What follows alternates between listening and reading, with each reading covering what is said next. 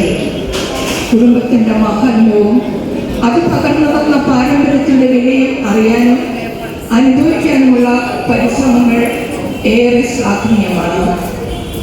കുടുംബാംഗങ്ങൾ തമ്മിലുള്ള ബന്ധങ്ങൾ സുദൃഢമാക്കാനും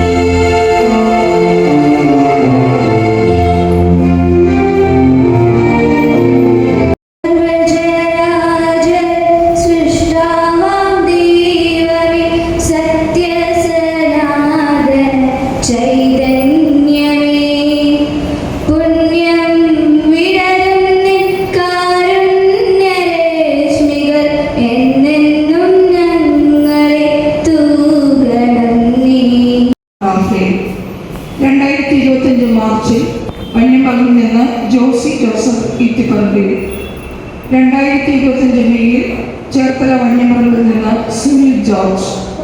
പരേതരുടെ ആത്മശാന്തിക്കായി 1 മിനിറ്റ് നമുക്ക് മൗന പ്രാർത്ഥന നടത്താം.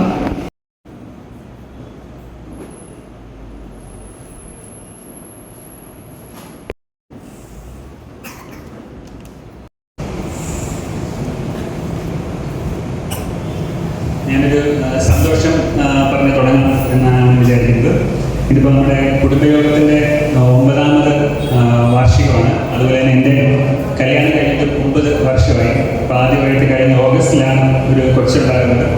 ആ ഒരു സന്തോഷങ്ങൾ എല്ലാവരും പങ്കുവയ്ക്കുകയാണ്. അപ്പോൾ 9 വർഷമായിട്ട് അപ്പോൾ ദൈവം എനിക്കൊരു കൊച്ചിനെ തരുമ്പോൾ എനിക്കൊരു ബോധ്യം കൂടി തന്നു. ഓരോ കുട്ടിയും ഒരു ദൈവത്തിൻ്റെ അനുഗ്രഹമാണ് എന്നുള്ളൊരു ബോധ്യം കൂടെ എനിക്ക് തന്നു. അപ്പോൾ വെറുതെ അല്ല, അതിന് മുമ്പൊരു ക്ലാസ് ഉണ്ടായിരുന്നു. അപ്പോൾ എനിക്കൊരു 9 വർഷം എടുത്തു ദൈവം അതെന്നെ ഒന്ന് പഠിപ്പിച്ചെടുക്കാനായിട്ട്. അതുകൊണ്ട് ഞാനിപ്പോൾ എല്ലാ ദിവസവും പള്ളിയിൽ പോകുന്നത്. ഇനി ദൈവത്തിനെ പഠിപ്പിക്കണമെങ്കിൽ ഈ അഡീസ് വഴിയോ കൊച്ചു വഴിയോ പഠിപ്പിച്ചോട്ടെ. ഇനി ഇങ്ങനത്തെ വലിയ തറവായിട്ട് 9 വർഷത്തിൻ്റെ ക്ലാസ് വേണ്ട എന്നുള്ളതുകൊണ്ട് ഞാനിപ്പോൾ എല്ലാ ദിവസവും പള്ളിയിലേക്ക് പോകുന്നുണ്ട്. അപ്പോൾ നമ്മുടെ കുടുംബയോഗത്തിൻ്റെ കാര്യത്തിലേക്ക് വരുമ്പോൾ കുടുംബം നമ്മളിപ്പോൾ ഇന്നിവിടെ ഉള്ളത് എല്ലാവരും വന്യപ്പറമ്പിൽ കുടുംബത്തിലെ ആൾക്കാരാണ്. കുടുംബം നമുക്ക് ഒരു CYM എന്ന് പറയുമ്പോൾ കാത്തലിക് യങ് മെൻസ്, അങ്ങനെ അവർക്കൊരു കോമൺ ആയിട്ട് ഒരു ഐഡന്റിറ്റി ഉണ്ട്. കാത്തലിക് ആയിട്ടുള്ള യങ് മെൻസ് ഒരുമിച്ച് കൂടുന്നു, അല്ലെങ്കിൽ ഒരു ബാഡ്മിൻ്റണിലാണെങ്കിൽ ബാഡ്മിൻ്റനോട് താല്പര്യമുള്ള ആൾക്കാരെല്ലാം ഒരുമിച്ച് വരുന്നു. ഒരു കുടുംബയോഗം നമ്മുടെ വന്യപ്പറമ്പിൽ കുടുംബയോഗം നമ്മൾ ഏത് കുടുംബയോഗമാണെങ്കിലും അതിനകത്ത് ഓരോ മെമ്പർ എങ്ങനെയാണ് അത് നമ്മളായിട്ട് നമ്മുടെ ആഗ്രഹമോ നമ്മൾ തീരുമാനിക്കുന്നതല്ല.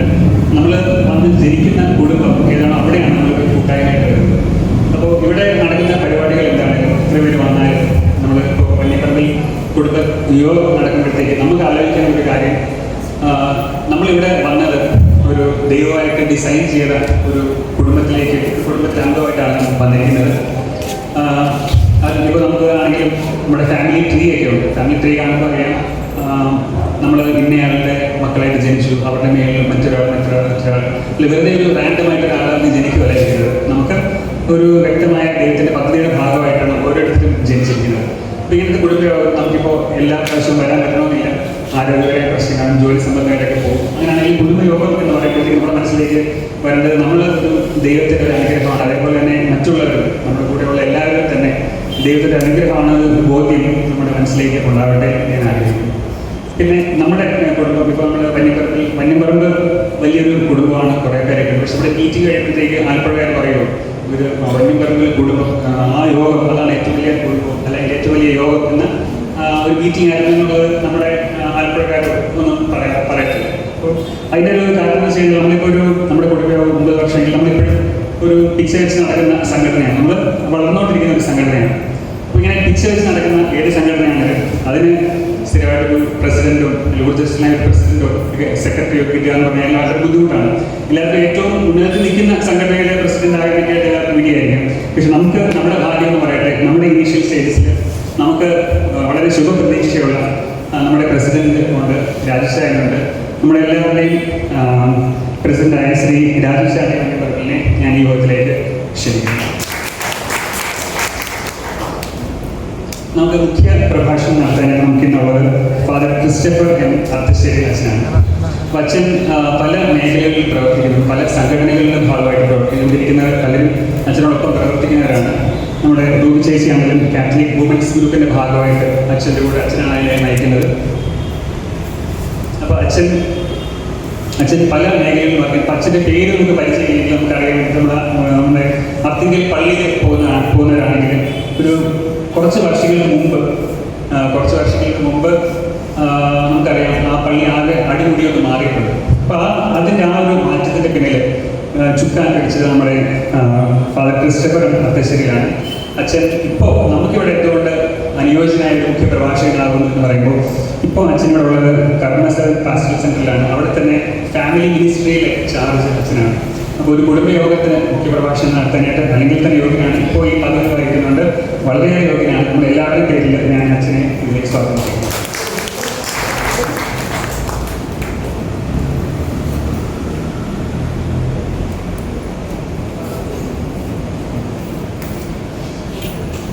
പിന്നെ നമുക്ക് അതിഥി ഞാൻ അതിഥി പറയത്തില്ലായിരുന്നു. ഞാൻ രാജൻ സാറ് വന്യപ്രതിനിധി കുടുംബത്തിന് ഭാഗമെന്ന് പറയുന്നത്. പക്ഷേ നമുക്ക് തന്നിരിക്കുന്ന ലെറ്ററിൽ കൃത്യമായിട്ട് ശ്രീ രാജൻ ജോസഫ് കടന്തോട് വീട്ടുപേരോട് ചേർത്തിട്ടുണ്ട്. അതുകൊണ്ട് മാത്രം ഞാൻ വന്യപ്രതിനിധിയിലെ മുഴുവനായിട്ട് ഞാൻ എടുക്കുന്നില്ല. എങ്കിലും നമുക്കറിയാം, നമ്മുടെ വന്യപ്രതിനിധിയിൽ നമ്മുടെ സുനിച്ചേച്ചിയുടെ ഹസ്ബൻഡാണ് ഡോക്ടർ രാജൻ ജോസഫ്.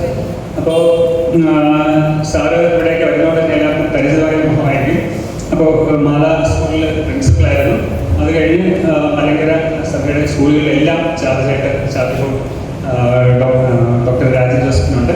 എനിക്ക് വ്യക്തിപരമായിട്ട് അറിയാവുന്നത്, ഞാൻ സ്കൂളിൽ പഠിക്കുമ്പോൾ സാറോട് ഉണ്ടായിരുന്നു. സാറിനെ പഠിപ്പിച്ചിട്ടില്ല, എങ്കിൽ കൂടിയും പഠിപ്പിക്കുന്ന അധ്യാപകനെ നമുക്ക് അറിയാമെന്ന് വളരെ ബുദ്ധിമുട്ടുണ്ട്. പക്ഷേ ഇടയ്ക്ക് രാജൻ സാർ ഇടയ്ക്ക് ക്ലാസ് വരുമ്പോഴാണെങ്കിൽ അന്ന് ഞങ്ങൾ 7ാം ക്ലാസ്സിൽ പഠിക്കുമ്പോഴാണ് സാർ അവിടെ ആദ്യമായിട്ട് വരുന്നത്. ഇടയ്ക്ക് വരുമ്പോൾ സാറ് സ്റ്റോക്ക് മാർക്കറ്റിനെ കുറിച്ചൊക്കെ പറയുമായിരുന്നു. നിങ്ങൾ സ്റ്റോക്ക് മാർക്കറ്റിൽ പോകണം. സാറ് നേരത്തെ പഠിപ്പിച്ച സ്കൂളിലാണെങ്കിൽ അവർ പോക്കറ്റ് മണി വേണ്ടി ആഴ്ച ഒരിക്കൽ സ്റ്റോക്ക് എക്സ്ചേഞ്ചിൽ പോകും എന്നുള്ള കാര്യങ്ങളൊക്കെ പറഞ്ഞിട്ടുണ്ട്.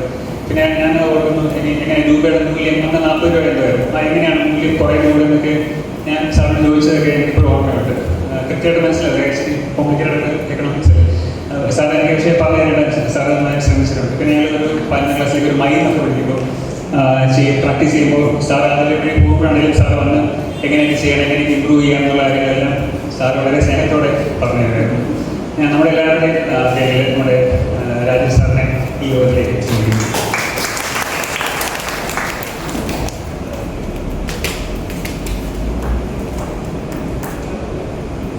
ശ്രീ ജോർജ് ജോസഫ് ഇത്തിപ്പറമ്പിൽ നമ്മുടെ സെക്രട്ടറിയാണ്, എൻ്റെ ചിറ്റപ്പനാണ്. അപ്പോൾ ഏറ്റവും വലിയ പിന്നെ പക്ഷേ എന്നേക്കാളും വലിയൊരാളാണ് ശ്രീ ജോർജ് ജോസഫ്. അദ്ദേഹം അപ്പോൾ സെക്രട്ടറി എന്തിനാണ് ഇവിടെ വേദിയിലിരിക്കുന്നതെങ്കിൽ നിങ്ങൾക്ക് തോന്നിയത്. അപ്പോൾ അദ്ദേഹം പ്രസിഡന്റ് പറഞ്ഞേക്കുന്നത് നെടുന്തൂണാണ്, അതുകൊണ്ടാണ് വേദിയിലിരിക്കുന്നതെന്നൊക്കെ പറയും. പക്ഷേ അപ്പോൾ നിങ്ങൾ ശ്രദ്ധിച്ചിട്ടുണ്ടെന്ന് അറിയത്തില്ല, ഇത് കഴിയുമ്പോഴത്തേക്കും ഇപ്പോൾ ഇവിടുന്ന് ആങ്കർ നമ്മളെ വിളിക്കും, അടുത്തതായി റിപ്പോർട്ട് അവതരിപ്പിക്കാനായിട്ട് സെക്രട്ടറി ക്ഷണിക്കുന്നതെന്ന് പറയും. അപ്പോൾ ചാടിയോടിയൊന്നും വരാനായിട്ട് നമ്മുടെ അങ്കിളിന് പറ്റത്തില്ല. ഒരല്പം ചെറിയൊരു മന്ദഗതിയിലേക്ക് പതിയൊക്കെയാണ് ഇവിടെ എത്താൻ പറ്റുന്നത്. അപ്പോൾ നിങ്ങളുടെ ഒരു ക്ഷമ പരീക്ഷിക്കേണ്ടതെന്ന് ഓർത്ത് മാത്രമാണ് നമ്മുടെ ശ്രീ ജോർജ് ജോസഫ് ഇവിടെ വേദിയിൽ തന്നെ ഇരിക്കാമെന്ന് തീരുമാനിച്ചത്. പിന്നെ അദ്ദേഹം ചെയ്യുന്ന കാര്യങ്ങൾ, ഈ റിപ്പോർട്ട് ആണെങ്കിലും എല്ലാം ചെയ്യുന്ന കാര്യങ്ങൾ പഴയതിൽ കൂടുതൽ സമയമെടുക്കും എന്നുള്ള സത്യമാണെങ്കിലും എല്ലാം കൃത്യമായിട്ട് എപ്പോഴും ചെയ്യുന്നുണ്ട്. നേരത്തെ 6 മണിക്കൂർ ചെയ്യാവുന്ന കാര്യങ്ങൾ എന്നോട് പറയുന്നത് ഇപ്പം ഭയങ്കര ബുദ്ധിമുട്ടാണ്. അപ്പോൾ നേരത്തെ ചെയ്യുന്ന കാര്യങ്ങൾ 2-3 ഇരട്ടി സമയത്താണ് ചെയ്യുന്നതാണ് പറയുന്നത്. ഇത്രയും ആത്മാർത്ഥയോടെ നമ്മുടെ ഈ സെക്രട്ടറി പദവി വഹിക്കുന്ന ശ്രീ ജോർജ് ജോസഫ് ഇത്തിപ്പറമ്പിലിനെ ഞാൻ ഈ രീതിയിലേക്ക് ക്ഷണിക്കുന്നു.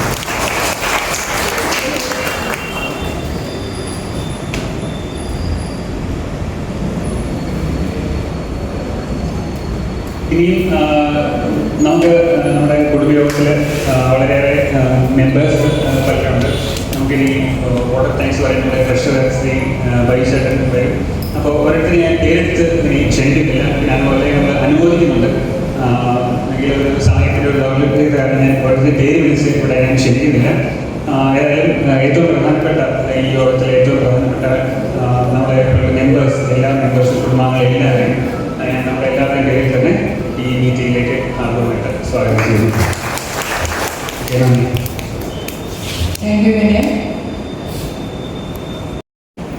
ബഹുമാനപ്പെട്ട ഈ യോഗത്തിൻ്റെ മുഖ്യാതിഥി ഫാദർ ക്രിസ്റ്റഫർ അത്തശ്ശേരി, വളരെ ആദരണീയനായ doctor Rajan Joseph, secretary George Joseph, പ്രിയ വന്യമൃഗ കുടുംബമാണ്. എൻ്റെ ചെറിയ വാക്കുകൾക്ക് മുമ്പായിട്ട് നമ്മുടെ രക്ഷാധികാരിയായിരിക്കുന്ന ഫാദർ മൈക്കിൾ പീഡിയെ ഒരു സന്ദേശം അയച്ചിട്ടുണ്ട്. അത് ഞാനൊരു വായിക്കുകയാണ്. ഡിയർ മെമ്പേഴ്സ് ഓഫ് വന്യമൃഗ ഫാമിലി യൂണിയൻ, 2025 ഒക്ടോബർ 5 നിരവധി ശാഖകളുള്ള വന്യമൃഗ കുടുംബത്തിലെ അംഗങ്ങൾ 9ാം തവണയും ഒരു കുടുംബ കൂടിക്കാഴ്ച നടത്തുന്ന അറിയുന്നതിൽ എനിക്ക് അതിയായ സന്തോഷമുണ്ട്. 2016 ഒക്ടോബർ 2 ആരംഭിച്ച ഒരു ഒത്തുചേരലാണ്. ബുദ്ധിമുട്ടുകൾ, തടസ്സങ്ങൾ, എതിർപ്പുകൾ, നിസ്സംഗത, നിഷേധാത്മകമായ അഭിപ്രായങ്ങൾ എന്നിവ ഉണ്ടായിരുന്നിട്ട് നല്ല ഇച്ഛാശക്തിയുള്ള സംഘാടകർ നമ്മുടെ മഹത്തായ കുടുംബത്തിലെ സഹോദരി സഹോദരന്മാരെ വീണ്ടും ഒന്നിപ്പിച്ചു. നമ്മുടെ കുടുംബ യോഗത്തിൻ്റെ 9ാം ആഘോഷം എല്ലാവർക്കും സന്തോഷവും സംതൃപ്തിയും നൽകുന്ന ഒരു വിജയമായി ആയിരിക്കണമെന്ന് ഞാൻ ആഗ്രഹിക്കുകയും പ്രാർത്ഥിക്കുകയും ചെയ്യുന്നു. നല്ല പങ്കാളിത്തവും ഫലപ്രദമായ സഹകരണവും ഉണ്ടാകട്ടെ. ഓരോ അംഗവും അവൻ്റെ അല്ലെങ്കിൽ അവളുടെ ജീവനുള്ള ശാഖയെക്കുറിച്ചും വന്യമൃഗ കുടുംബത്തിൻ്റെ കഥകൾ, മഹത്വങ്ങളെയും പരീക്ഷണങ്ങളെയും വിജയങ്ങളെയും കുറിച്ച് അഭിമാനിക്കുകയും നാം കണ്ടുമുട്ടുമ്പോഴെല്ലാം കൂടുതൽ അഭിവൃദ്ധി പ്രാപിക്കുകയും മനോഹരമായി വളരുകയും ചെയ്യട്ടെ. നമ്മുടെ വളർച്ചയുടെ ഈ ഘട്ടത്തിൽ ചില അംഗങ്ങളുടെ നിസ്സഹകരണം ഉണ്ടാകാം. അതെല്ലായ്പ്പോഴും ഉണ്ടായിരിക്കുമെന്ന് നമ്മൾ അറിഞ്ഞിരിക്കണം.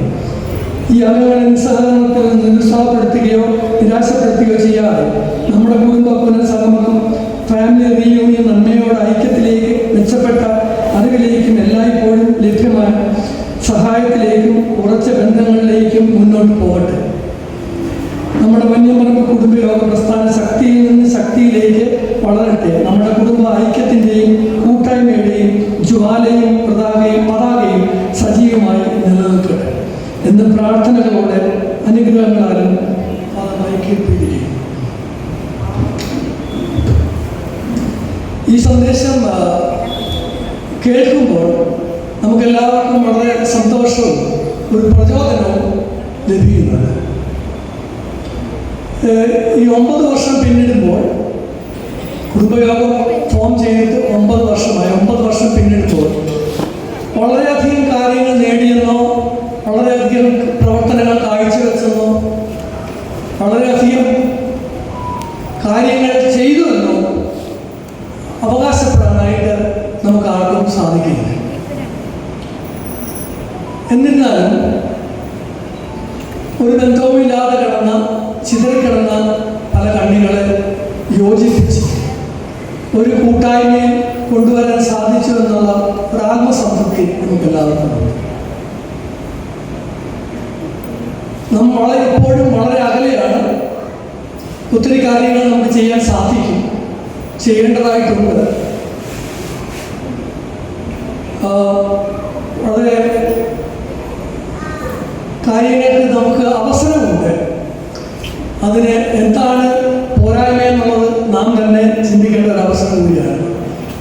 വിശ്വവിഖ്യാതനായ ഒരു ഇംഗ്ലീഷ് പോയറ്റ് റോബർട്ട് ഫ്രോസ്റ്റ്, അദ്ദേഹത്തിൻ്റെ വളരെ പ്രസിദ്ധമായ 4 വരികളുണ്ട്. The woods are lovely, dark and deep, but I have promises to keep and miles to go before I sleep. ഇത് നമുക്കൊരു ചിന്ത തരുന്നുണ്ട്. ആ ചിന്ത ജീവിതത്തിൻ്റെ സായാഹ്നത്തിലിരിക്കുന്ന ഞാൻ ഉൾപ്പെടെയുള്ള ആളുകളിലേക്കല്ല ആ ചിന്ത പടരുന്നത്, നമ്മുടെ യുവ തലമുറയിലേക്കാണ്. നമ്മുടെ കുടുംബയോഗത്തിൽ തന്നെയുള്ള പുതിയ തലമുറ, ആ പുതിയ തലമുറയിലേക്ക് ഈ ചിന്ത വളരേണ്ടതാണ്. ഏത് സംഘടനയും നമ്മൾ നോക്കിക്കഴിഞ്ഞാൽ ഇന്നുള്ള ഏത് സംഘടനയും വളരുന്നത് യങ് ബ്ലഡുമാണ്. ആ സംഘടനയിലുള്ള യങ് ബ്ലഡ് മുന്നോട്ട് വരുമ്പോഴാണ് ആ സംഘടന ശക്തി പ്രാപിക്കുന്നത്. നമ്മുടെ രക്ഷാധികാരി അച്ഛൻ തന്നിരിക്കുന്ന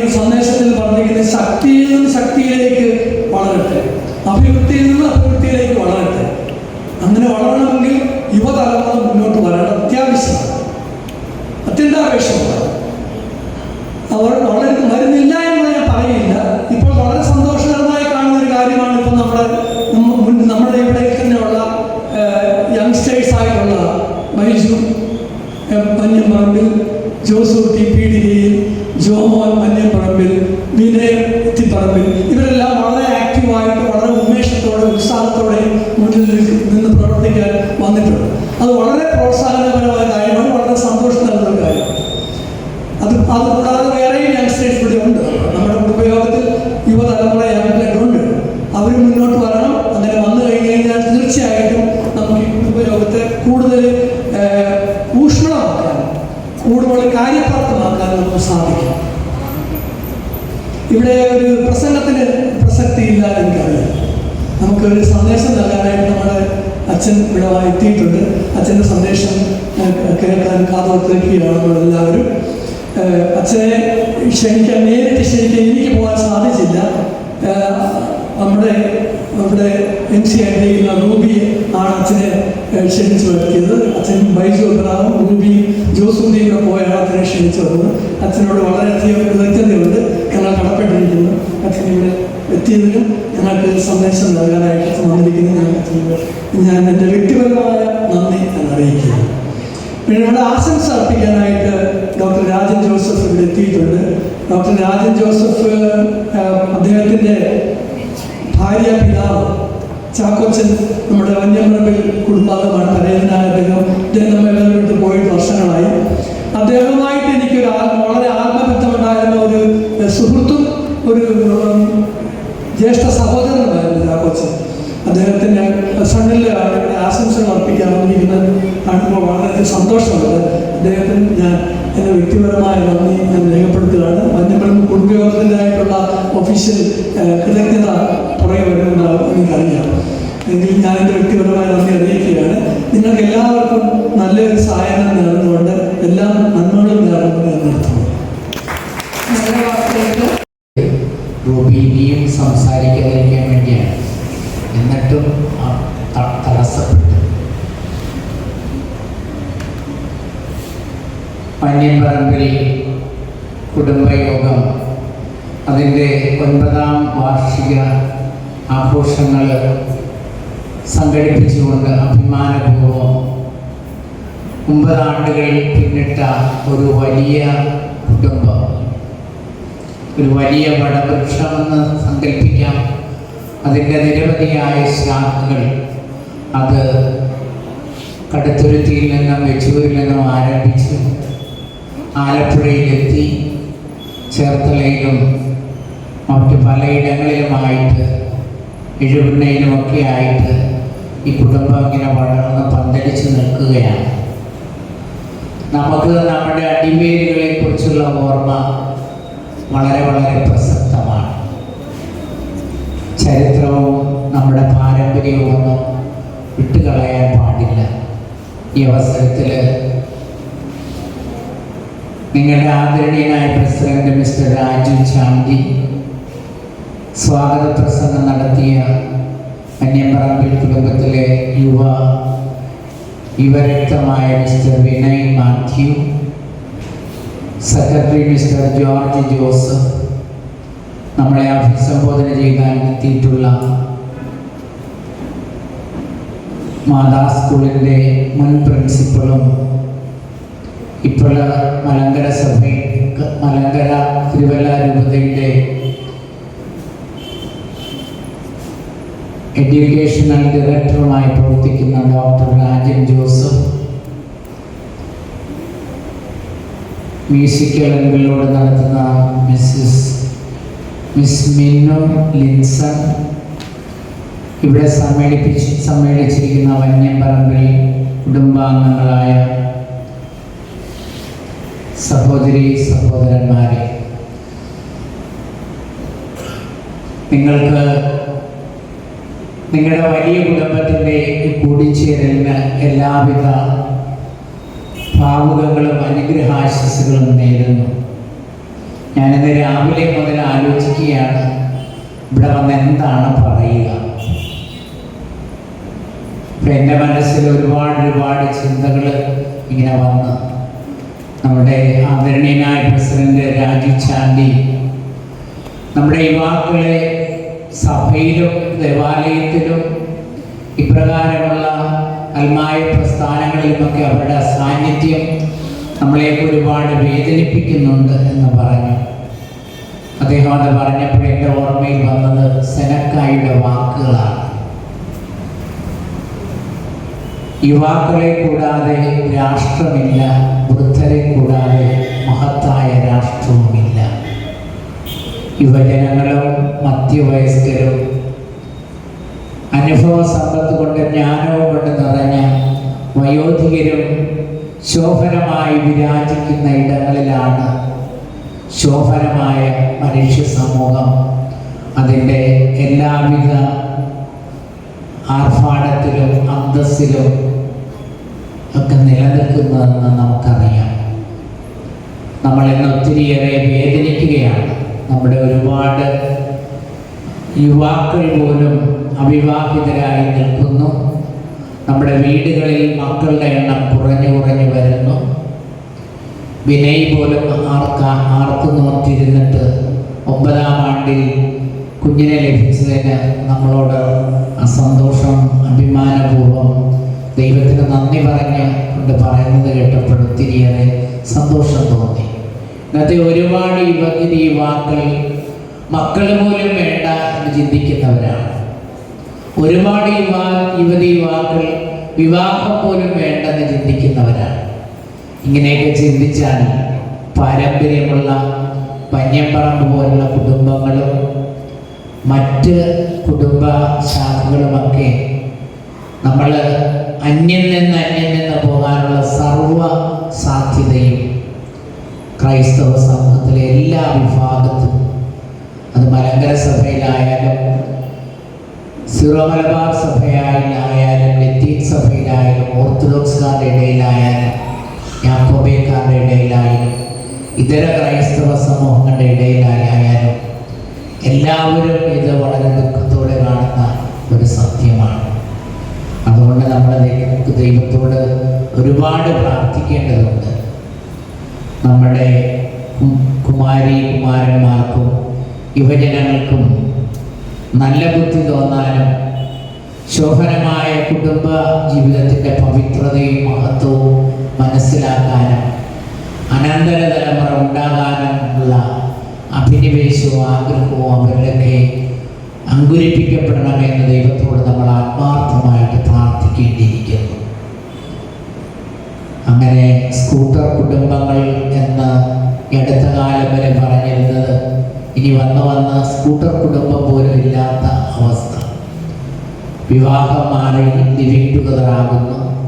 വേറെ ചിലർക്ക് വിവാഹം ഒരു ഭാരമാണ്, ബന്ധനമാണ് എന്ന് ചിന്തിക്കുന്ന പെൺകുട്ടികൾ ധാരാളം നമ്മുടെ സമൂഹത്തിൽ വളർന്നു വരികയാണ്. അതുകൊണ്ട് വാർഷിക ദിനം ആചരിക്കുമ്പോൾ നമ്മുടെ ഓരോ കുടുംബവും ചിന്തിക്കണം, നമ്മുടെ വീട്ടിൽ വയോധികർ മാത്രമാകാൻ പാടില്ല, മധ്യവയസ്കർ മാത്രമാകാൻ പാടില്ല, യുവാക്കളും ബാലികാബാലന്മാരും കുഞ്ഞുങ്ങളും കൊണ്ട് നിറയുന്ന ശോഭനമായ മനോഹരമായ ഒരു പൂന്തോട്ടം പോലെ നമ്മുടെ ഭവനങ്ങൾ വിരാജിക്കണം. അതിന് വന്യകുപ്പറമ്പിൽ കുടുംബത്തിലെ ഓരോ കുടുംബവും ഇത് സജീവ ശ്രദ്ധയോടെ എടുക്കണമെന്ന് ദൈവനാമത്തിൽ ഞാൻ ബോധിപ്പിക്കുകയാണ്. ബൈബിളിൽ തന്നെ പറഞ്ഞു വയ്ക്കുന്നുണ്ടല്ലോ, നിങ്ങളുടെ സംഖ്യ കുറഞ്ഞു പോകരുത്. അത് തിരുവചനത്തിൽ തന്നെ ഉള്ളതാണ്. നമ്മുടെ സംഖ്യ എന്നേയും കുറഞ്ഞുകൊണ്ടേയിരിക്കുന്നു. അപ്പം നിങ്ങളുടെ സംഖ്യ കുറഞ്ഞു പോകരുത് എന്ന് വേദഗ്രന്ഥം ആഹ്വാനം ചെയ്യുമ്പോൾ നമുക്ക് ഒരു കടപ്പാടുണ്ട്. അത് ഈ അവസരത്തിൽ, വാർഷിക അവസരത്തിൽ പ്രത്യേകം നിങ്ങളെ ഓർമ്മിപ്പിക്കുകയാണ്. ഞാനിങ്ങനെ സങ്കടപ്പെടുത്തുന്ന കാര്യങ്ങൾ പറയാൻ വന്നു എന്ന് നിങ്ങൾ വിചാരിക്കരുത്. നമ്മുടെ എല്ലാ ക്രൈസ്തവ ജനവിഭാഗങ്ങളുടെ ഇടയിലുള്ള ഒരു കുഴപ്പം, നമ്മൾ ഈശോ ഒരുപാട് സ്നേഹവും കാരുണ്യവും ആർദ്രതയും ഒക്കെ പഠിപ്പിച്ചിട്ടുണ്ട്. എന്നാലും അതൊക്കെ നന്നായിട്ട് അങ്ങോട്ട് പ്രാവർത്തികമാക്കാൻ നമുക്കൊക്കെ കഴിയുന്നില്ല എന്നുള്ളതാണ് സത്യം. അതുകൊണ്ടാണ് രാഷ്ട്രപിതാവായ ഗാന്ധിജി ഡൽഹിയിൽ വെടിയേറ്റ് മരിച്ചപ്പോൾ അന്നത്തെ ഇംഗ്ലണ്ടിലെ പ്രസിദ്ധനായ സാഹിത്യകാരൻ ബെർണാഡ് ഷായുടെ പ്രതികരണം ഇതായിരുന്നു: ലോകത്ത് ഒരു ക്രിസ്ത്യാനിയെ ഉണ്ടായിരുന്നുള്ളൂ, അതിന് അദ്ദേഹത്തെ ഭാരതീയരിൽ ഒരുവൻ വെടിവെച്ചു പോന്നു. അതിരുകടന്നതാകാം. എന്നാലും നമ്മളൊന്ന് ചിന്തിച്ച് നോക്കിക്കേ, ലോകം ഗാന്ധിജി വെടിയേറ്റ് മരിച്ചപ്പോൾ ഒരു മനുഷ്യൻ്റെ പ്രതികരണമാണ്. ലോകത്ത് ഒരു ക്രൈസ്തവനെ ഉണ്ടായിരുന്നുള്ളൂ, അദ്ദേഹത്തെ ഭാരതീയനായ ഒരു മനുഷ്യൻ വെടിവെച്ചു കൊന്നുവെന്ന്. അപ്പോൾ എല്ലാ അർത്ഥത്തിലും അതിൻ്റെ സമ്പൂർണമായ അർത്ഥത്തിൽ ഈ ക്രിസ്തീയ പദവി ജീവിക്കാൻ നമുക്ക് ആർക്കും തന്നെ കഴിയുന്നില്ല എന്നുള്ള ഒരു സത്യം നമ്മൾ മറക്കാൻ പാടില്ല. അതുകൊണ്ട് ഈശോ പഠിപ്പിച്ച സ്നേഹം, നീതി, കാരുണ്യം, ആർദ്രത, ശത്രുവിനെ പോലെ ഉൾക്കൊള്ളുന്ന മഹത്തായ മനസ്സ്. ഈ 2 ആഴ്ച മുമ്പ് അമേരിക്കയിൽ യുവജനങ്ങളുടെ ഇടയിൽ ശക്തനായി പ്രവർത്തിച്ച ഒരു നേതാവ് ചാർലി കിർക്ക്, നമ്മളെല്ലാവരും നവമാധ്യമങ്ങളിലൂടെയും പത്രമാധ്യമങ്ങളിലൂടെയും ടെലിവിഷൻ ചാനലിലൂടെയൊക്കെ അദ്ദേഹത്തിൻ്റെ മരണവാർത്ത ലോകം മുഴുവൻ ശ്രദ്ധിച്ച ഒരു കാര്യമാണ്. 31 വയസ്സ് മാത്രമാണ് ആ യുവാവിന് പ്രായം. അദ്ദേഹത്തിന് ഒരു ജാഗ്രതയുണ്ടായിരുന്നുള്ളൂ. മയക്കുമരുന്നിൽ നിന്നും മദ്യപാനത്തിൽ നിന്നും എല്ലാവിധ അധാർമികതകളിൽ നിന്നും ജീവിക്കുന്ന യുവാക്കളെയൊക്കെ രക്ഷപ്പെടുത്താൻ യൂണിവേഴ്സിറ്റികളിലും കോളേജുകളിലും സ്കൂളുകളിലും യുവാക്കളുടെ ക്ലബ്ബുകളിലുമൊക്കെ കയറി ഇറങ്ങി നടന്ന് തൻ്റെ പ്രചോദനാത്മകമായ സന്ദേശം കൊണ്ട് ആ യുവാക്കളെയൊക്കെ നന്മയുടെ ക്രൈസ്തവ വഴിയിലേക്ക് നേടിയെടുക്കുന്ന ദൗത്യത്തിൽ ആയിരുന്ന ഒരു മനുഷ്യൻ. ട്രംപിന് 2ാം തവണ അമേരിക്കൻ പ്രസിഡന്റ് പദവി കിട്ടിയപ്പോൾ ചാർലിയെ മന്ത്രിയാക്കാൻ അദ്ദേഹം തീരുമാനിച്ചതാണ്. ചാർലിക്ക് അത് വേണ്ടെന്ന് വെച്ചു. അദ്ദേഹം പ്രസിഡന്റിനോട് പറഞ്ഞത്, ഞാനത് സ്വീകരിച്ചാൽ യുവാക്കളുടെ ഇടയിലുള്ള എൻ്റെ പ്രവർത്തനം നിന്നുപോകാൻ സാധ്യതയുണ്ട്. അങ്ങനെ യുവാക്കൾക്ക് വേണ്ടി, അവരുടെ രക്ഷയ്ക്ക് വേണ്ടി പ്രവർത്തിച്ച തീഷ്ണമതിയായ ഒരു ക്രൈസ്തവൻ ഈ ലിവിങ് ടുഗദറും അങ്ങനെയുള്ള അധാർമികമായ ജീവിത മേഖലകളിലേക്കൊക്കെ അദ്ദേഹം വിരൽ ചൂണ്ടിയിരുന്നു. അതിനാൽ തന്നെ അപ്രകാരമുള്ള ധാർമ്മിക ജീവിതശൈലി അവലംബിക്കുന്ന യുവാക്കൾ പലർക്കും ചാർലിയെ ഉൾക്കൊള്ളാൻ സാധിച്ചില്ല. അതുകൊണ്ടാണ് റോബിൻസൺ എന്ന ഒരു യുവാവ് ഒരു യൂണിവേഴ്സിറ്റിയിൽ യുവാക്കളെ അഭിസംബോധന ചെയ്തുകൊണ്ടിരിക്കുമ്പോൾ ഉന്നം തെറ്റാതെ അദ്ദേഹത്തിൻ്റെ കഴുത്തിന് നേരെ വെടിവെച്ചു.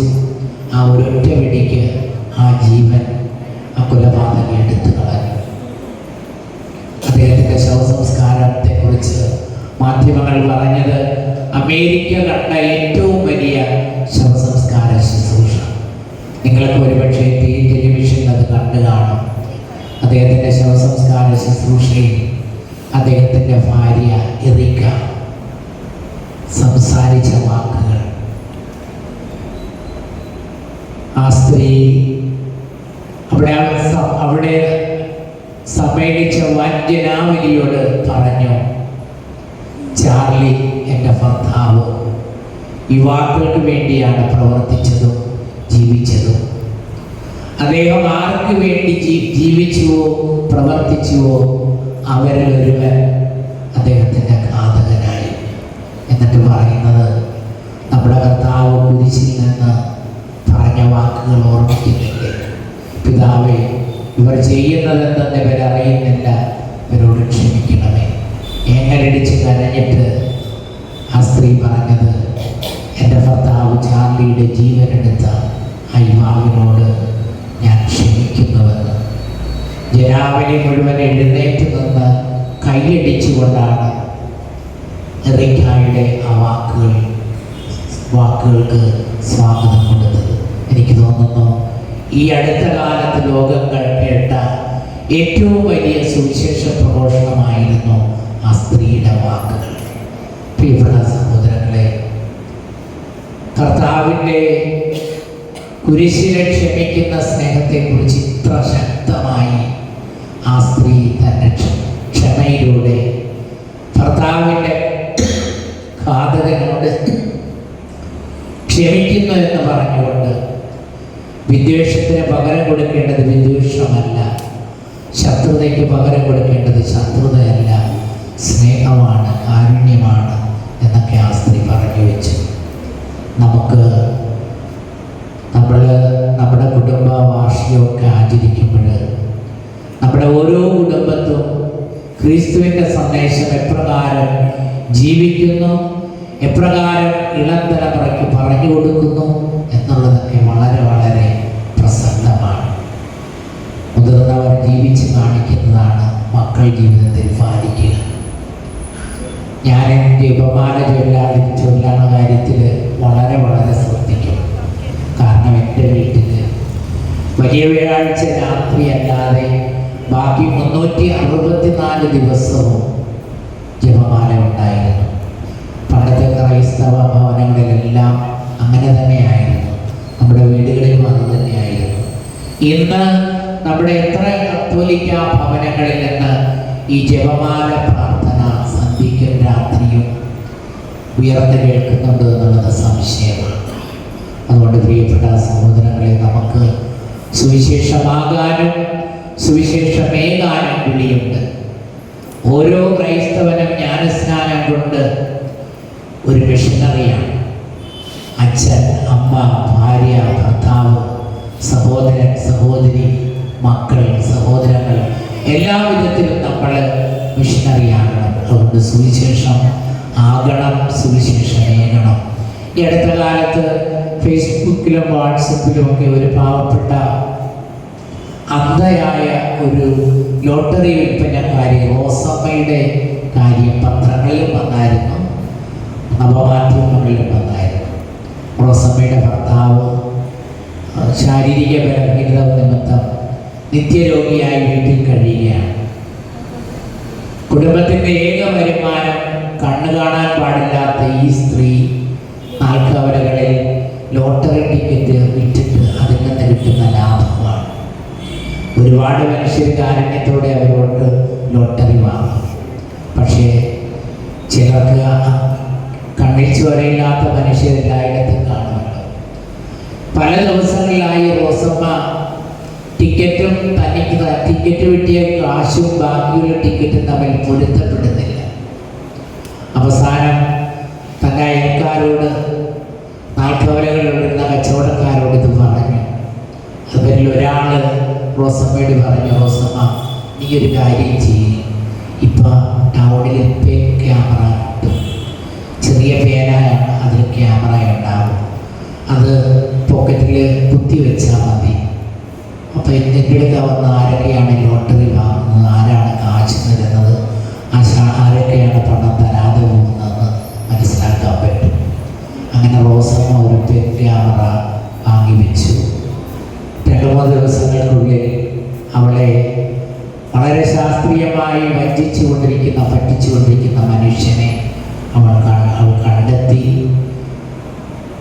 അയാളെ ചോദ്യം ചെയ്തു. എന്നിട്ട് ആ മനുഷ്യനോട് റോസമ്മ പറഞ്ഞ വാക്കുകൾ, സഹോദര, എന്നെപ്പോലെ ഹതഭാഗ്യയായ ഒരു ജന്മത്തോട് ഇത്രമാത്രം നീചമായി പെരുമാറുന്നത് ശരിയല്ല. ദയവ് കാണിക്കണം, കനിവ് കാണിക്കണം. എന്നെപ്പോലെയുള്ളവരോട് മാത്രമല്ല, ഒരു മനുഷ്യനോടും ഇങ്ങനെയൊന്നും ചെയ്യരുത്. അടുത്തുള്ളവർ റോസമ്മയോട് പറഞ്ഞു, പോലീസിൽ പരാതി കൊടുക്കണം. റോസമ്മ അവരോട് പറഞ്ഞു, പോലീസിലൊന്നും പരാതി കൊടുക്കാൻ ഞാൻ പോകുന്നില്ല. ഞാൻ എല്ലാ ദിവസവും ഞായറാഴ്ച കുർബാനയ്ക്ക് പോകുന്നതാണ്. ദേവാലയത്തിൻ്റെ അൾത്താരയിൽ നിന്ന് എപ്പോഴും കേൾക്കുന്നത് ക്ഷമിക്കാനും പൊറുക്കാനും മറക്കാനുമുള്ള ഈശോയുടെ ഉദ്ബോധനമാണ്. ആ ഉദ്ബോധനം മറികടന്ന് അയാൾക്കെതിരെ കോടതിയിൽ പോകാനോ പോലീസിൽ പോകാനോ ഞാൻ തയ്യാറല്ല. പ്രിയപ്പെട്ട സഹോദരങ്ങളെ, ആ സഹോദരിയെക്കുറിച്ച് പത്രങ്ങൾ എഴുതിയത് തലക്കെട്ട് റോസമ്മയുടെ വിശുദ്ധ സുവിശേഷം എന്നാണ്. നമുക്ക് നമ്മുടെ ജീവിതം സുവിശേഷമാകണം, നമ്മൾ സുവിശേഷമാകണം, സുവിശേഷമേകണം. അത് ജീവിതം കൊണ്ടാണ്. രാഷ്ട്രപിതാവായ ഗാന്ധിജി സ്വാതന്ത്ര്യ സമരകാലത്ത് ബന്ധപ്പെട്ടാണ് എല്ലാ ഇടങ്ങളിലും ചേരുന്നത്. ചിലയിടങ്ങളിൽ ചെന്നെത്തുമ്പോൾ അന്നേ ദിവസം സംസാരിച്ച് വയോധികനായ ശക്തിയും ഊർജവും ഇല്ലാത്ത അവസരത്തിൽ ചിലപ്പോൾ ട്രെയിനിൽ നിന്ന് ഇറങ്ങാതെ ട്രെയിനിൻ്റെ വാതിൽക്കൽ നിന്നുകൊണ്ട് സ്റ്റേഷനിൽ തമ്പടിച്ചിരിക്കുന്ന ജനാവലിയോട് ചിലപ്പോഴൊക്കെ അദ്ദേഹം പറയും, ഒറ്റ വാക്കിൽ അവസാനിക്കുന്ന പ്രസംഗം, എൻ്റെ ജീവിതമാണ് എൻ്റെ സന്ദേശം. പ്രിയപ്പെട്ട സഹോദരങ്ങളെ, നമ്മുടെ ജീവിതം സന്ദേശമാകണം. നമ്മുടെ രാഷ്ട്രപിതാവായ രാഷ്ട്രശില്പിയായ നെഹ്റുവിൻ്റെ ഓഫീസ്, നെഹ്റുവിൻ്റെ വീട് തീമൂർത്തി ഭവൻ, അത് ഇന്നൊരു മ്യൂസിയമാണ്. അതിൽ നെഹ്റു സന്ദർശകരെ സ്വീകരിച്ചിരുന്ന മുറിയുടെ ഭിത്തിയിൽ എഴുതി വെച്ചിട്ടുണ്ട്. ഞാനും അത് നേരിട്ട് കണ്ടയാളാണ്. ആ വാക്കുകൾ ഇതാണ്: The people of India calls me their Prime Minister, but it would have been better if they called me their first servant. Indian ജനത എന്നെ അവരുടെ പ്രധാനമന്ത്രി എന്ന് വിളിക്കുന്നു, പക്ഷേ എനിക്കിഷ്ടം അവരുടെ പ്രഥമദാസനാണ് ഞാനെന്ന് എന്നെ വിളിക്കുന്നതാണ്. ഗാന്ധിജിക്കും നെഹ്റുവിനൊക്കെ ഈശോയുടെ ഈ സന്ദേശം ബൈബിളിൽ നിന്ന് തന്നെ കിട്ടിയതാണ്. അവരൊക്കെ വിദേശത്ത് പഠിച്ചവരല്ലേ. നമ്മുടെ ബൈബിള് നമ്മളെ സ്വാധീനിക്കണം. ജീവിതം സന്ദേശമാകണം. കുടുംബവാർഷികം ആചരിക്കുമ്പോൾ നിങ്ങൾക്ക് എല്ലാ നന്മകളും ഈശ്വരാനുഗ്രഹങ്ങളും നേരുന്നു. വന്യപറമ്പിൽ കുടുംബം വളർന്നു പന്തലിക്കട്ടെ.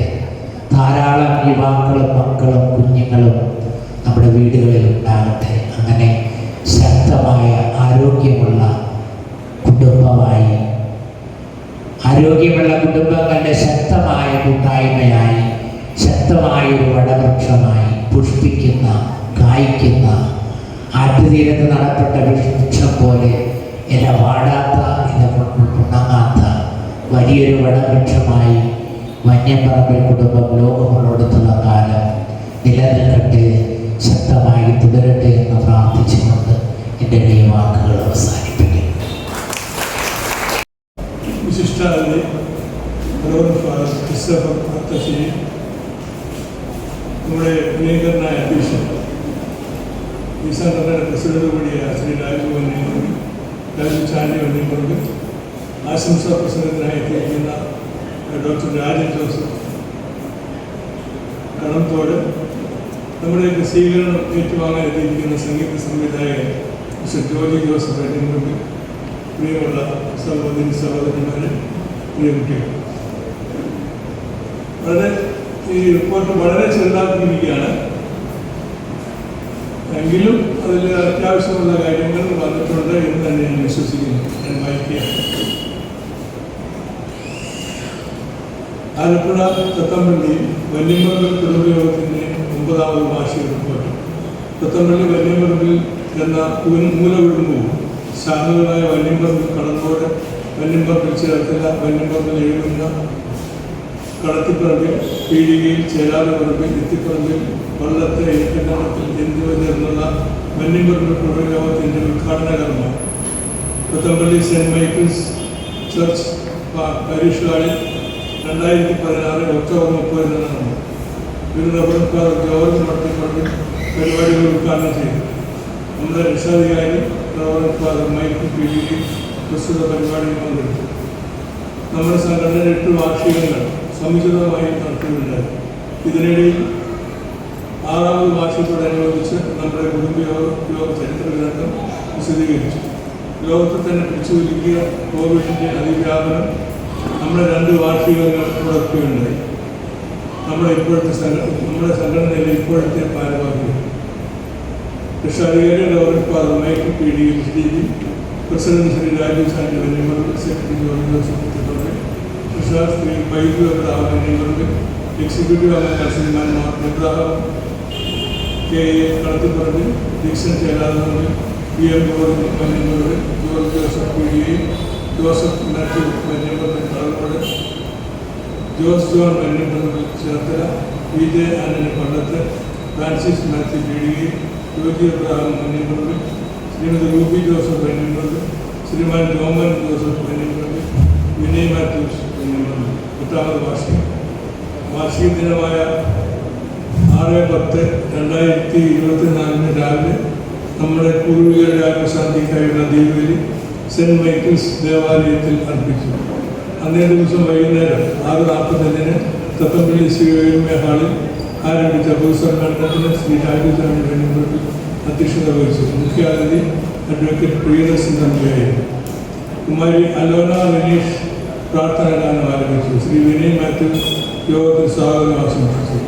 മുഖ്യാതിഥി തന്റെ പ്രസംഗത്തിൽ മയക്കുമരുന്നിൻ്റെ വ്യാപനത്തെയും അത് സമൂഹത്തിലുണ്ടാക്കുന്ന വിപത്തുകളെപ്പറ്റിയും ക്രിസ്തീയ കൂട്ടായ്മ ഈ സമൂഹത്തിൽ ചെലുത്തിയ സ്വാധീനത്തെപ്പറ്റി വിശദമായി സംസാരിച്ചു. ശ്രീ വേഗത്തിൻ ചമ്മത്ത്, ശ്രീ ആന്റണി ജോസഫ് എന്നിവർ ആശംസാ പ്രസംഗങ്ങൾ നടത്തി. നമ്മുടെ രക്ഷാധികാരി നവരഫാദർ മൈക്കിൾ PhD മെസ്സേജ് അധ്യക്ഷൻ വേദിയിൽ വായിച്ചു. ശ്രീമതി അനു ആകാശിൻ്റെ ലളിതഗാനം ആലാപനം സദസ്സിനെ വളരെ സന്തോഷിപ്പിക്കുന്നുണ്ടായി. ശ്രീമതി രൂബി ജോസഫ്, ശ്രീമാൻമാർ ജോമാൻ ജോസഫ്, വിനയ് മാത്യു എന്നിവരെ പുതിയ എക്സിക്യൂട്ടീവ് അംഗങ്ങളായി തിരഞ്ഞെടുത്തു. ശ്രീ സ്റ്റീഫന്റെ നേതൃത്വത്തിലുള്ള ഗാനമേള സദസ്സിനെ വളരെ സന്തോഷിപ്പിക്കുകയുണ്ടായി. സെക്രട്ടറി ജോർജ് ജോസഫ് യോഗത്തിന് നന്ദി രേഖപ്പെടുത്തി. ശ്രീമതി റൂബി ജോസഫ് വെണ്ണിമറമ്പിൽ ആഘോഷ പരിപാടിയുടെ ആയനായിരുന്നു. 8 മണിക്ക് സ്നേഹവിധി നടന്നു. 8:30 ആഘോഷ പരിപാടികൾ അവസാനിച്ചു. വളരെ സന്തോഷമുണ്ടാകുന്ന ഒരു കാര്യം കൂടി അറിയിച്ച് ഈ റിപ്പോർട്ട് ഇവിടെ അവസാനിപ്പിക്കും.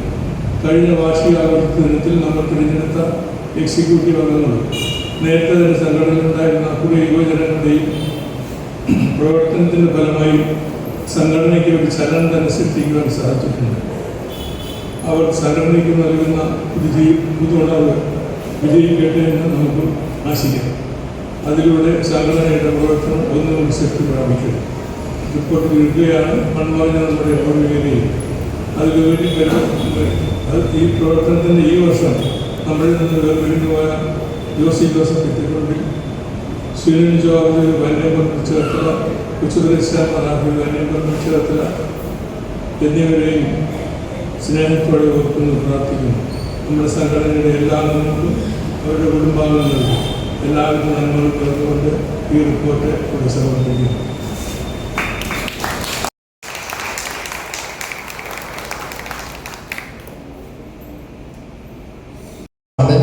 എനിക്ക് പോകാതിരിക്കാൻ നിർവാഹമില്ലാത്തതുകൊണ്ടാണ്. അപ്പം എന്നെ നിങ്ങളുടെ ഈ വലിയ കുടുംബ കൂട്ടായ്മയിലേക്ക് ക്ഷണിച്ചതിനും എന്നോട് കാണിച്ച സ്നേഹത്തിനും ആദരവിനും പ്രസിഡന്റിനോടും മറ്റു ഭാരവാഹികളോടും കുടുംബ കൂട്ടായ്മ മുഴുവനോടുമുള്ള നന്ദിയും കടപ്പാടും അറിയിക്കുന്നു. ും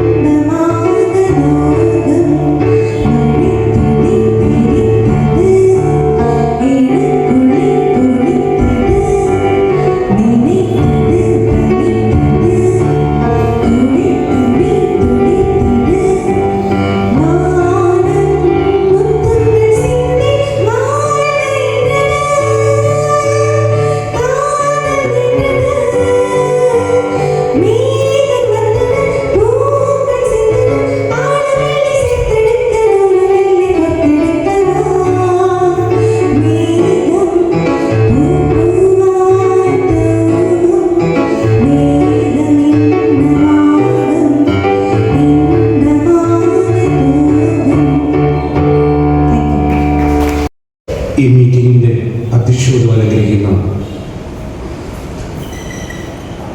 രാജു ചാണ്ടി മന്യമ്പറമ്പ്, ഏറ്റവും ബഹുമാനപ്പെട്ട secretary mister George Joseph Ithiparambil, chief guest ആയിരുന്ന റവറൻഡ് ഫാദർ ക്രിസ്റ്റഫർ, സ്വാഗതം ആശംസിച്ച മിസ്റ്റർ വിനയ് മാത്യു ഇത്തിപ്പറമ്പിൽ, നല്ല മനോഹരമായ അനൗൺസ്മെൻറ്റ് നടത്തുന്ന റൂബി മാഡത്തെ കണ്ടപ്പോൾ എനിക്ക് പെട്ടെന്ന് എൻ്റെ മനസ്സിലേക്ക് വന്നത് ജോഡി മിസ്ലിയാണ്. എൻ്റെ ഒരു ക്ലോസ് ഫ്രണ്ടായിരുന്നു. ഏറ്റവും സ്നേഹമുള്ളത്, ഒത്തിരി സന്തോഷത്തോടുകൂടി ഞാൻ ഇവിടെ നിൽക്കുന്നത്. കാരണം ഇവിടെ ഇരിക്കുന്നവരെന്ന് ഓൾമോസ്റ്റ് എല്ലാവരെയും എനിക്കറിയാവുന്നതാണ്.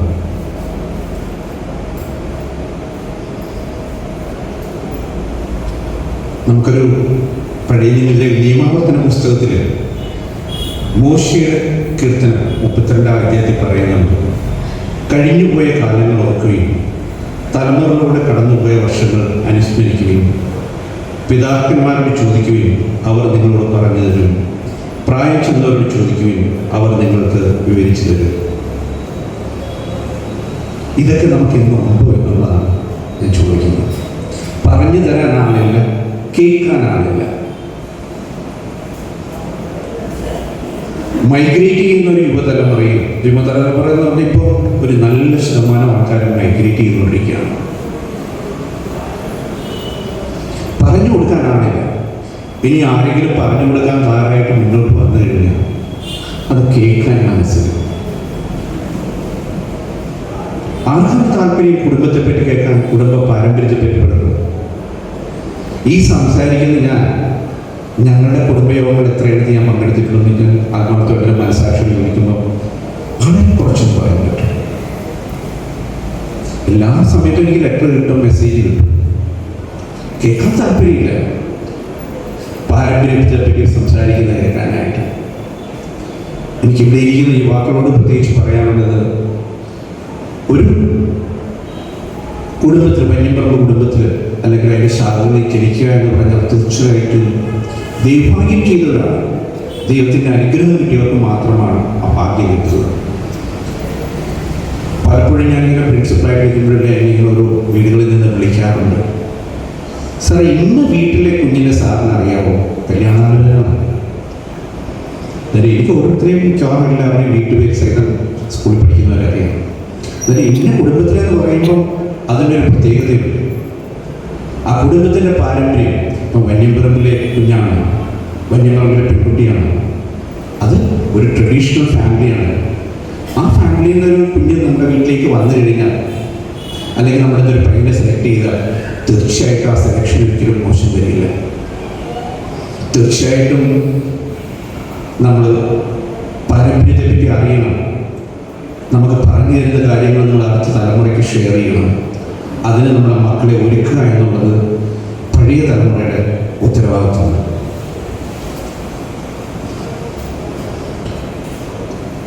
നമ്മുടെ ഇമാജിനേഷനിലേക്ക് വരുമ്പോഴത്തേക്കും കാണാൻ സാധിക്കുന്ന വന്യമ്പറമ്പ് എന്ന് പറഞ്ഞ വലിയ മഹാവൃക്ഷം, അതിൻ്റെ ഒത്തിരി ശാഖകളുണ്ട്. അതിലൊന്ന് എത്തിപ്പറമ്പ് ശാഖ, ചേരാതിപ്പറമ്പ് ശാഖ, പീടികൾ പറമ്പ്, കളത്തിപ്പറമ്പ്, കളർകോട് വന്യമ്പറമ്പ്, ചേർത്തല വന്യമ്പറമ്പ്, എഴുകുന്ന വന്യമ്പറമ്പ്, ഇരട്ടക്കാട്, പള്ളത്ത്, ഇങ്ങനെ പടർന്ന് പന്തലിച്ചിരിക്കും. ഒരു മരത്തിന് ശക്തി നൽകുന്ന അതിൻ്റെ ശാഖകളാണ്. മരം സ്ട്രോങ് ആകുന്ന എപ്പോഴാണ്? ശാഖകൾ ശക്തിപ്പെടുന്നതാണ്. വന്യമ്പറമ്പ് കുടുംബത്തിൻ്റെ ശാഖകളെല്ലാം ശക്തിപ്പെട്ട് നല്ല ഫ്രൂട്ട്സൊക്കെ ആയി ഓരോ കുടുംബത്തിനും നമുക്ക് പറയാൻ സാധിക്കും ഒത്തിരി കഴിവുള്ളവർ മുന്നോട്ട് വന്നിട്ടുണ്ട്. അങ്ങനെ കഴിവ് ഇടയ്ക്കിടയ്ക്ക് നമുക്ക് കഴിവ് കുറഞ്ഞവരുണ്ടാകും. അന്നേരം മറ്റുള്ളവരെല്ലാവരും കൂടെ സപ്പോർട്ട് ചെയ്യുമ്പോൾ മാത്രമേ ആ വന്യമ്പറമ്പ് വലിയ മഹാവൃക്ഷത്തിൻ്റെ കൂടെയുള്ള ശാഖകളിലെ എല്ലാവരും വളർന്നു വരുത്തുള്ളൂ.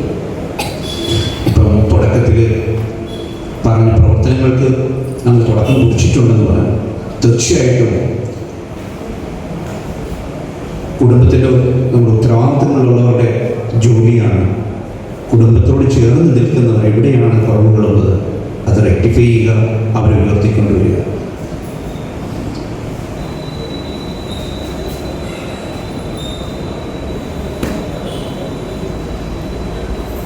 നമ്മുടെ കുടുംബങ്ങളെ പറ്റി നമ്മൾ അനലൈസ് ചെയ്യുമ്പോഴത്തേക്ക് ഏറ്റവും പ്രധാനമായിട്ട് വരുന്നൊരു കാര്യം,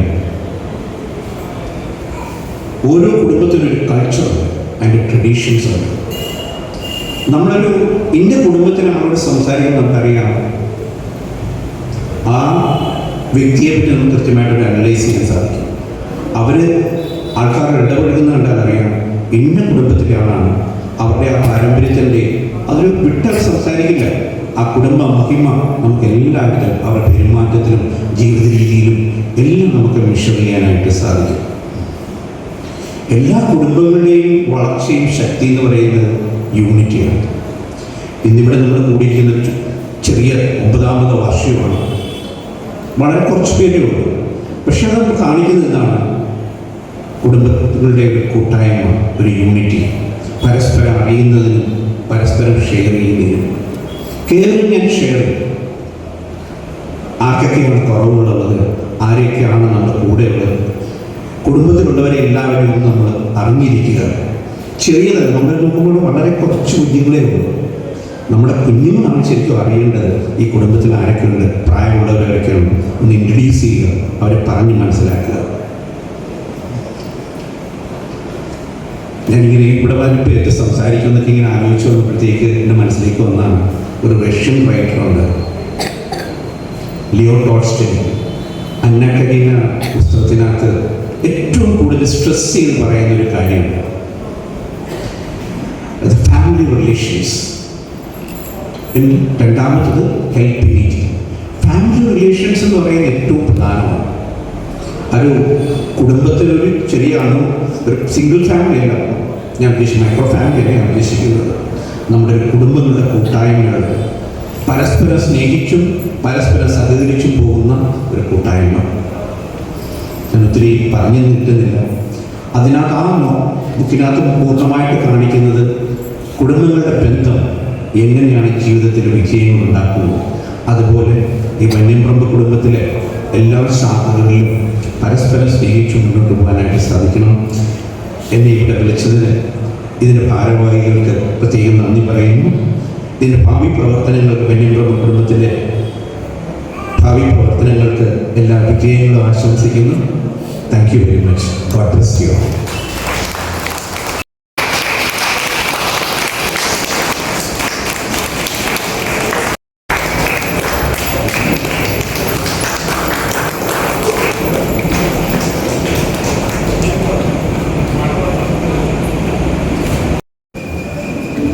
എല്ലാവർക്കും നമസ്കാരം.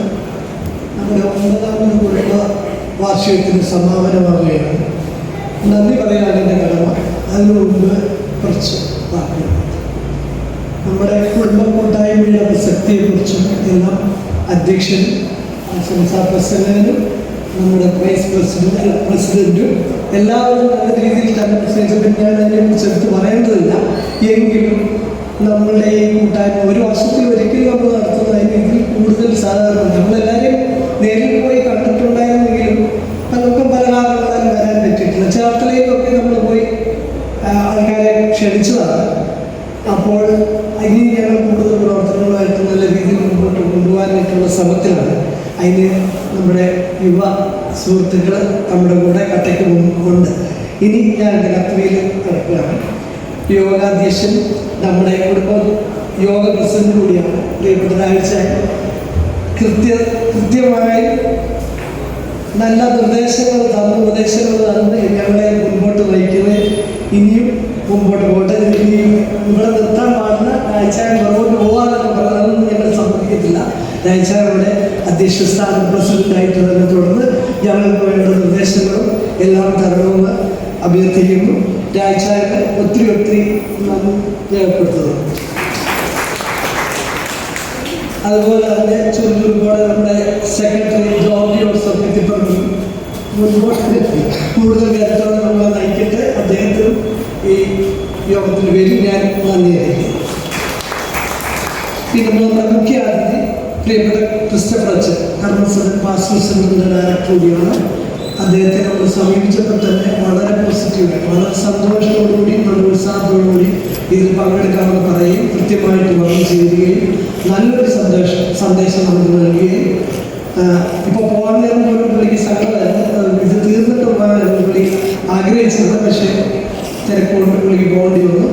അദ്ദേഹത്തിന് ഒരുപാട് നന്ദി കുടുംബയോഗത്തിൻ്റെ പേരിൽ എൻ്റെ വ്യക്തിപരമായ പേരിൽ ഞാൻ അർപ്പിക്കുന്നു. രാജൻ സാർ നമ്മുടെ കുടുംബത്തിൻ്റെ ഭാഗം തന്നെ വളരെ വർഷങ്ങളായി നമ്മുടെ പിള്ളേരെയൊക്കെ അവിടെ പഠിക്കുമ്പോൾ തൊട്ടേ രാജൻ സാറിനെ അറിയാം. എത്ര പക്വതയോടെ കൃത്യതയോടെ പിള്ളേർക്ക് വേണ്ട നിർദ്ദേശങ്ങളും ഡയറക്ഷനും എല്ലാം കൊടുക്കുകയും കുടുംബത്തിൻ്റെ ഭാഗമാവുകയും ഇത് നമുക്ക് നല്ലൊരു ആശംസാ പ്രസംഗം തരികയും ഇനിയും അദ്ദേഹത്തിൻ്റെ ഉപദേശങ്ങളും നിർദ്ദേശങ്ങളും ഒക്കെ നമ്മുടെ കുടുംബയോഗത്തിന് മുതൽക്കൂട്ടാകട്ടെ എന്ന് വിചാരിക്കും. അദ്ദേഹത്തിന് ഒരുപാട് നന്ദി രേഖപ്പെടുത്തിക്കൊള്ളുന്നു. പിന്നെ ഇന്ന് നമുക്ക് ഇവിടെ ആദരവ് ജോച്ചറിനെ കുറിച്ച് പ്രത്യേകം പറയാനുണ്ട്. ഒരു സഹകലാവല്ലവനാണ്. അധികം ആർക്കും അറിയത്തില്ല. ഞാനൊക്കെ ചെറുപ്പത്തിൽ തൊട്ട് ജോച്ചൻ ഒരു ഇലക്ട്രിക്കൽ കണക്ഷൻ്റെ പോലും കാര്യത്തിൽ ജോച്ചറിൻ്റെ സഹായം. ജോച്ചറിനെ ആരും സംഗീതം പഠിപ്പിച്ചുകൊണ്ട് ഏത് ഇൻസ്ട്രുമെൻ്റ് കൊടുത്താലും എന്ത് കൊടുത്താലും ജോച്ചറിൻ്റെ അത് ഇമ്പോർട്ടാണതില്ല. അത്രയും ജോച്ചറിൻ്റെ ഇത്രയും ശാരീരിക ബുദ്ധിമുട്ടിലും ഇവിടെ വന്ന് നമ്മുടെ ക്ഷമ സ്വീകരിച്ചു വന്ന് നമ്മുടെ ആദരവ് സ്വീകരിക്കുകയും ഇനിയും കൂടുതൽ സംഗീതങ്ങളുമായിട്ട് മുന്നോട്ട് പോകാട്ടെ എന്ന് പ്രാർത്ഥിക്കുകയും നന്ദി രേഖപ്പെടുത്തുകയും ചെയ്യും. പിന്നെ കുമാരി അലോന, മിന്നുമോള് എല്ലാവരും അവരുടെ ഗാനങ്ങൾ കൊണ്ടും പ്രാർത്ഥനാ ഗാനം കൊണ്ടും അല്ലാത്ത ഗാനം കൊണ്ടും സദസ്സിനെ രസിപ്പിച്ചു, സന്തോഷിപ്പിച്ചു. അവർക്ക് രണ്ടുപേർക്കും യോഗത്തിൻ്റെ പേരിൽ നന്ദി അർപ്പിക്കുന്നു. പിന്നെ ഈ പറയാനുള്ളത് നമ്മളുടെ പുതിയ ചെറുപ്പക്കാരായ വിനയ്, സാധനം പറഞ്ഞ വിനയ്, ജോസൂട്ടി, ജോമോനെ ഒരുപാട് പേര് സഹായിച്ചിട്ടുണ്ട് നമ്മുടെ ഈ യോഗം വിജയകരമാക്കാനായിട്ട്.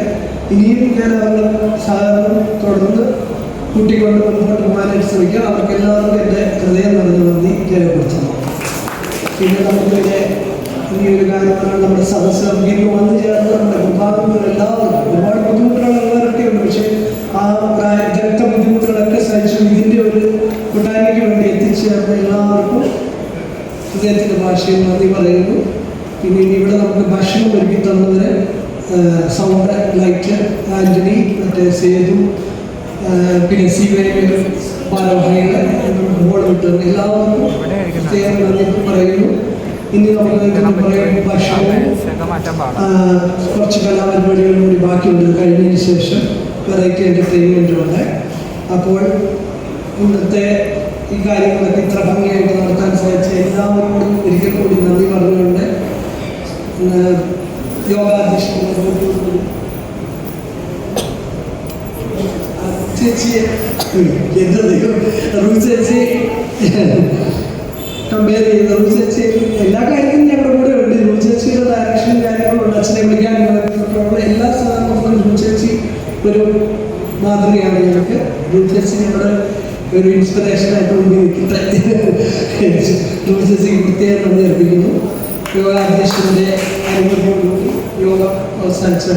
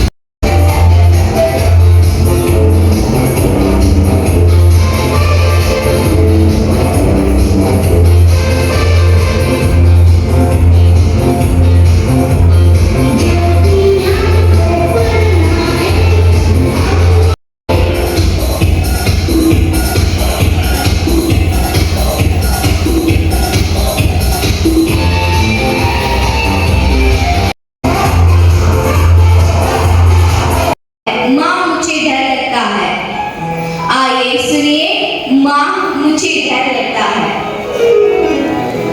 माँ, मुझे डर लगता है, बहुत डर लगता है। सूरज की रोशनी आँख से लगती है। पानी की बूंदें मुझे छुपाकर बहुत डर लगता है। माँ, तुझे याद है? माँ, खून को लेकर, दो खून को लेकर तुम्हें रो पड़ेगी माँ। माँ, तूने क्यों मेरे क्या बिगाड़ा था? आखिर देखो को मैंने क्या बिगाड़ा था जो इस तरह मुझे मसल कर चढ़ेगी। बेदर अपनी आंचल में मुझे छुपा रहे। माँ, अब हर शाम को बाहर निकलने से डर को मिटाने का वक्त आ गया है। हैवानियत का टोकरा चाहकर इंसानियत को सामने लाने का वक्त आ गया है। माँ, അടുത്തതായി ഒരു